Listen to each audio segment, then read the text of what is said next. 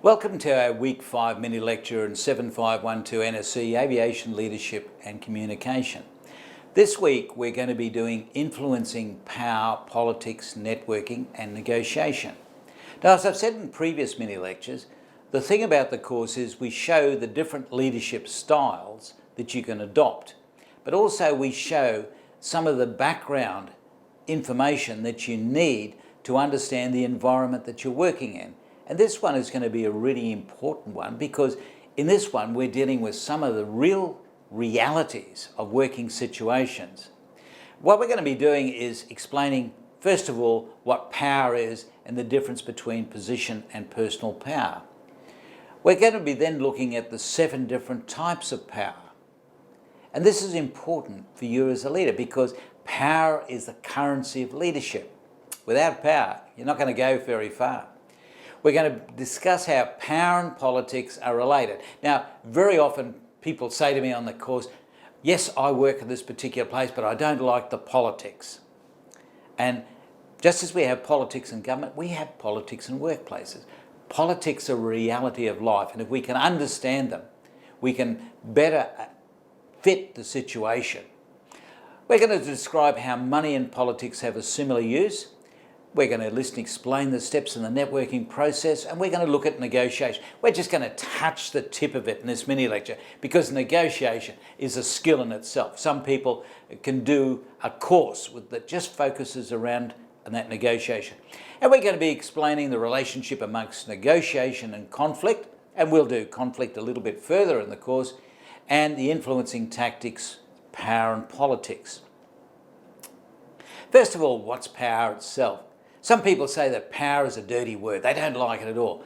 But power is a reality of life, and everyone likes a little bit of power. Or if they can't have that power, they want to sip from the chalice of power. You can see it with politicians and the minders that they have, and the minders almost suck up some of the power that the politician has. Power is the leader's influence over followers. The thing is, we don't often have to use it if we've got very, very good leadership abilities in other areas. So some leaders have to depend on power, but some get by with just touching on the use of power. Power is normally used to get people to do what they normally would not do. For example, in the military, it may be assaulting an enemy position where the bullets are flying and you could get killed. But often in the workplace, people have to do jobs where very often they expose their vulnerabilities, and it may help their promotion, or it could actually hold back their promotion. So it can be a tough thing sometimes. It can be seen as negative and that manipulative. And the one thing that we said is that it's a fact of life in organisations, so we need to understand it and how it helps us get the job done because it's an essential for leadership. You can't be a leader without having the power.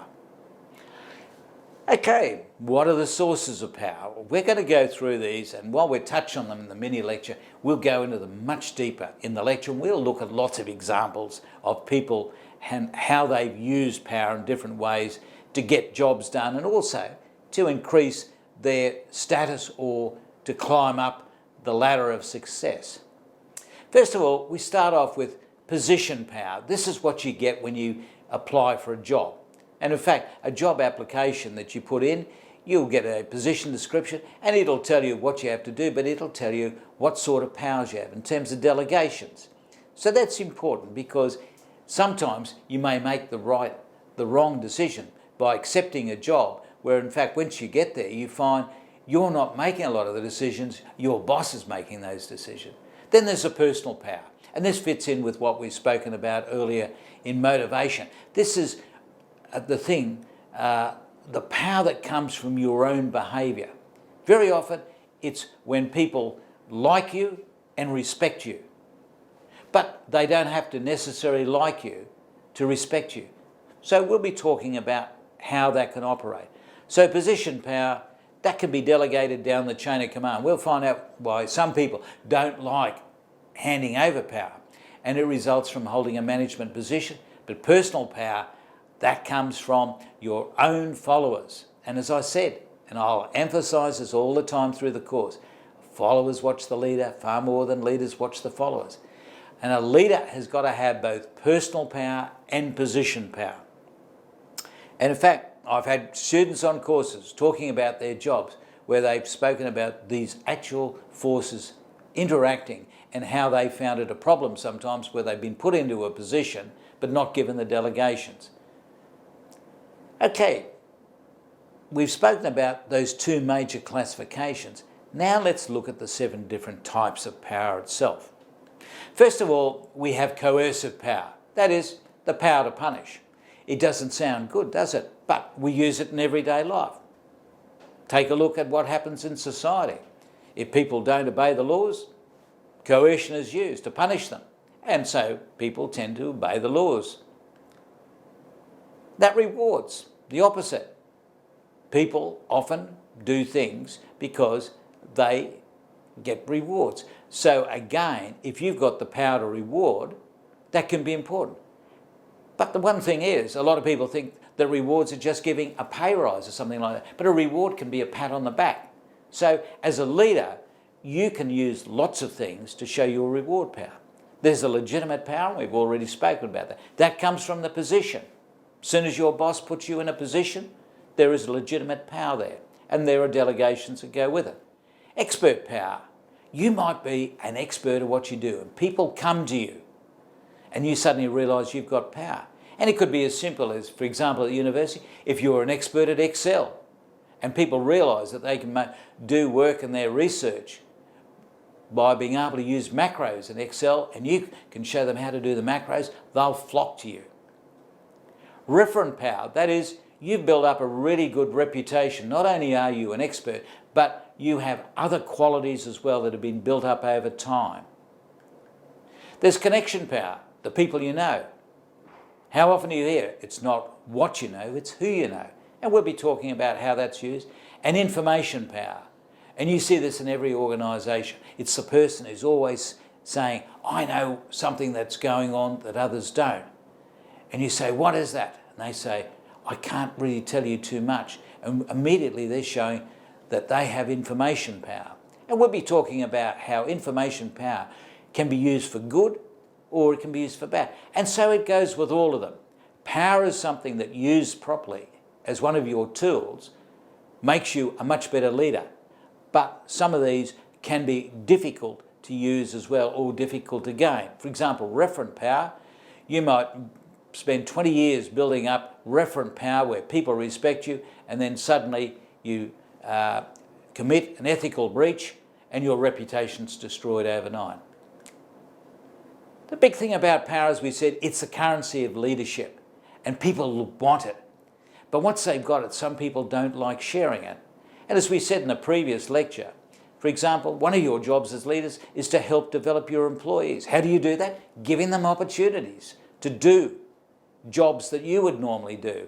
And that helps them grow. But sometimes you get people, once they've got the power, they don't want to share it because they feel that it's going to erode their own status.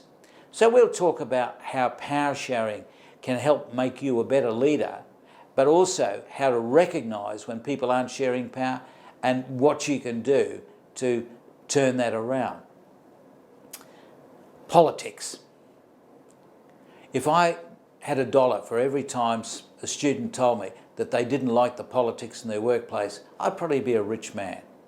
And as we go through life, the one thing that we understand is in any workplace, it has its politics. Universities got their politics, Defence Forces got their politics, commercial enterprises got their politics. You can't get away from it. It's a process of gaining and using power, and the bigger the organisation, the more politics there are, because there are more groups and more people to interact. And as we said, everyone's different, people are like snowflakes, they're all different, and it makes a marvellous concoction. And we'll talk about that in the course, and we'll show in aviation how in an airline, for example, there are all different organisations and each of them has got their own politics. So the thing is that politics is something that we see when managers start to use their power and people seek to influence them. And the important thing is we accept it as it's a reality of organisational life. You mightn't like it, but you've got to learn to live with it. And this course is going to show you a lot about how you accept it how you can control it, and how you can make it work for you. The next thing is negotiating. Negotiating is a really great sum. It's what we call a zero-sum game. That is, you want something, someone else wants something. You might be wanting to sell a car, they might be wanting to buy a car. You want to get the best price, they want to get the best price. And in the end, the negotiating that takes place, someone doesn't get what they want at the expense of someone getting what they want. That is, you might have to drop the price in your car to sell it, but they might have to raise the price that they're willing to pay to buy your car. And it's a fact of life. And negotiating is a really big thing in life. It's part of leadership, it's part of projects, it's part of running any organisation. And basically, negotiating is about selling your ideas to convince the other party to give you what you want. And of course, we always try to work through to a win-win result. And at a later part of the course, we'll be coming up against negotiating again when we talk about how we handle conflict. And the big thing is with negotiating, everyone should walk away believing that they got a good deal. And that's what you do every day when you go out to buy something for a shop where you can negotiate the price. It's something that we do. And obviously, it's a very complex part of the course itself. It takes time to become a good negotiator. We're going to be showing you what you need to do to become a good negotiator, so that even once you finish the course, there's a lot more you can do in this field itself. We're going to be talking about leadership and influence, and we said that influence is required to gain power, play organisational politics, being able to network and negotiate with people and get what you want. We said back in lecture 1, definition of leadership is being able to influence followers to get a job done. And so influencing is a really important part that you need to develop, because it is your ability to be able to sell a task that you want done so that people can see that there's benefit to the organisation, there's benefit to the group, and there's a benefit to them. And so with influencing, it's how we influence others in terms of their attitudes and changing their behaviour to get that job done. As we see in the course, there's a whole range of influencing tactics. We don't have time to go into them here. Inspirational appeal, that is simply saying, look, you've done a great job in the past. I know you can do this one. Consultation, getting them involved so that they feel that they have input. Personal appeal, I really need your help on this one. Exchange, if you work overtime this week, I'll give you time off next week. Coalitions, you're trying to get something passed by the senior leadership team, go around and talk to people before the meeting. Get them on side before they go in to decide on your proposal. Ingratiation, really, in other ways, trying to appeal to people's sense of their ego. And that legitimisation, simply saying, I'm the leader, I have the power, I need this done. And of course, pressure, coercion, rational persuasion, logical argument. So there are a whole range there that we can see in influencing. We're going to be talking about these in much greater detail and show how people have used this in the past to get things done and how you can use them to get things done in the future. We'd also look at the ethics side of influencing. That is, when you're trying to get things done for you, ethics comes into it. We read the papers, we find out how politicians, very often, to get people to donate funds to their party, perhaps do unethical things like giving promises in return. It happens in the world all the time. And what we have to look at is saying, when we go out to influence, we've got to do it properly. We've got to be ethical. And we'll be talking about the ethical side of influencing. So, in summary, this mini lecture is really talking about power and the currency that you can use, the different types of power and how you can build those power during your career so that you can make sure that you can get the job done. We're going to be seeing how politics is a part of power and it's a reality of life and how you can accept it.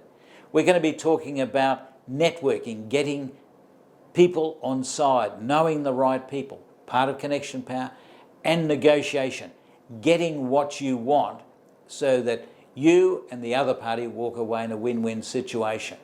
These are really important tools of leadership, and this lecture will really help you build your status as a leader in this world. Thank you.